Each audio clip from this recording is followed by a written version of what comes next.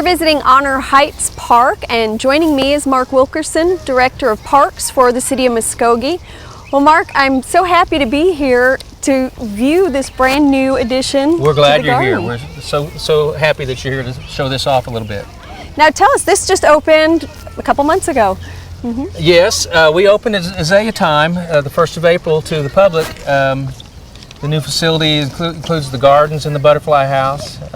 It's all surrounded in this wrought iron gate, and it's a nice setting for our visitors to Honor Heights Park. Yeah, a very nice addition.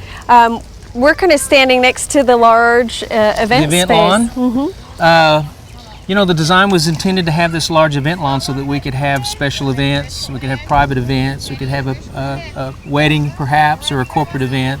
So we've had one already, and we're anticipating more throughout the summer. I'm sure once people start to realize this wonderful gem's here, they're going to be knocking down your door to get in here. We hope so.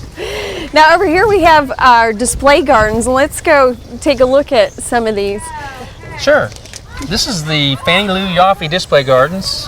What we've named it after Mrs. Yaffe. Her son contributed a large amount to our Papillion Gardens, and so this area is named after her, in memory of her. There's 10 large raised beds that all have a different theme.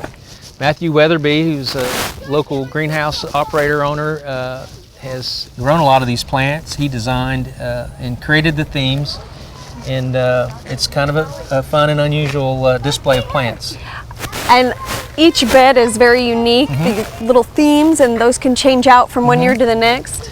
Yes, that's the intent, I think, is each year we'll change them, come up with a new theme. There's a cacti, there's tropicals, there's a salsa garden, there's the blue, there's a blue garden, and then these two beds here are the Orange Power and the Boomer Sooner, so there's a red and orange, so we can have. You got to have that nice rivalry. We can have Bedlam right in the garden. So.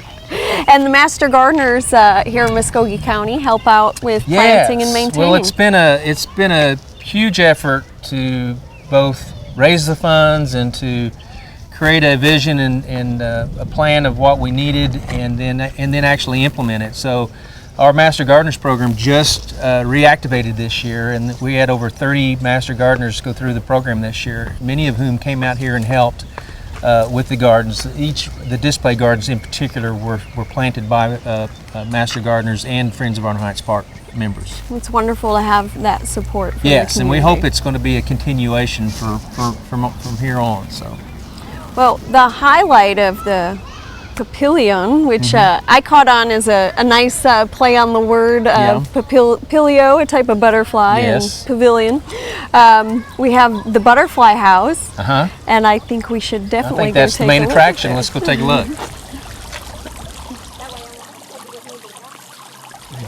Well, Mark, I'm sure this is a really popular attraction for a lot of families coming to the park. I think so. This is the key that we think would bring our visitors to town and to the park, and something special they can enjoy while they're here in Honor Heights Park. Especially the kids really love the butterflies.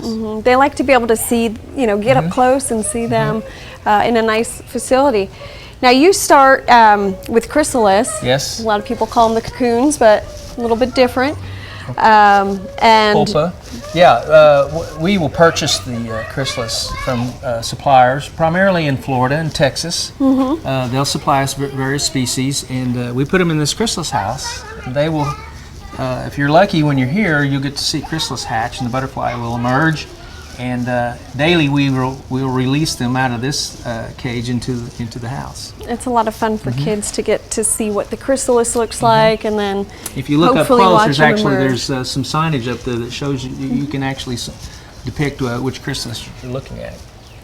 Very good. And right now, how many species do you have in the house? Right now I think there's 3, maybe 4 species. There's painted lady, monarchs, morning cloak, and there may be a swallowtail or 2. Yes, I think I saw one.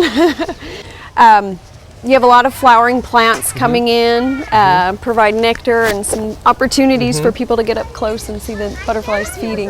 This house is designed and intended to be a showcase for the plants as well as the butterflies. We won't have host plants, so the butterflies won't reproduce here. So it's supposed to be showy for both the butterfly and the plants is our intent. And I've noticed throughout the butterfly house and even in the garden a lot of educational signage. That's a great way to help people learn while they're visiting in the garden. Most definitely. The interpretive signs here in the butterfly house were provided by the Tulsa Zoo. We're very grateful and happy that they supplied those for us. And then again, the Friends group and Matthew Weatherby in particular has made the effort to create the signage outside so that we can educate people. I mean, we initially called this the Teaching Gardens in Butterfly Sanctuary, so that's our intent, is to help make people aware of the plants and the insects and their surrounding. And it's also a beautiful, relaxing place to visit. Yes. So thank you so much. I'm very excited about the new You're welcome. edition. We're so happy.